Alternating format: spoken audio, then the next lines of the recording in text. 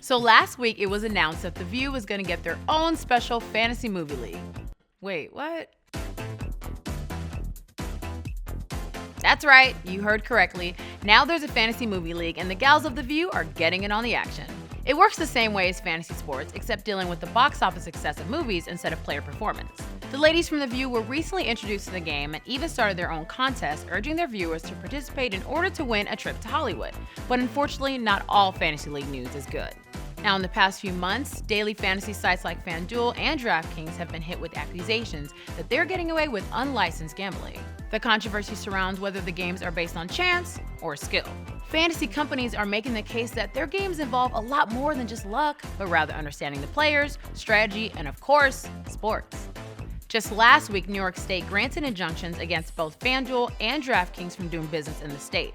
And New York isn't the only place concerned with the game. Both ESPN and college football playoffs have agreed to show no advertising for daily fantasy games during telecasts as to not promote gambling. Now, what do the sports leagues themselves think about it? Well, of course, they love it. The $7 billion fantasy sports industry has actually helped to revive our interest in sitting on the couch to watch live sports.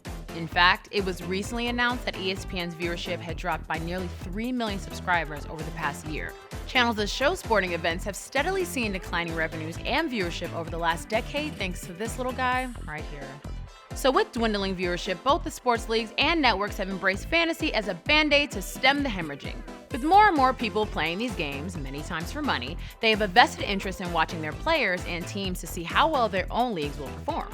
Now for the real leagues, this means the more people that tune in, the more money they can make through advertising, so of course, win-win. With the success of the fantasy world, it seems like the movie industry has taken notice. 2014 was one of the worst years for movie theater attendance since 1995, and this year was only saved by huge blockbusters like Avengers, Jurassic World, and the upcoming Star Wars. Without those huge marquee movies, 2015 could have shaped up to be just as bad or even worse. So maybe fantasy leagues and the nearly 57 million people who play them are exactly what the film industry needs to get people interested in actually watching movies outside of the comfort of their couches. We'll see what happens. Hey guys, it's Stacy. Thanks so much for watching the Trivialist. I hope you had a blast hanging out, but the only way I'm gonna believe you is if you leave a comment below, and then subscribe, and then watch more videos.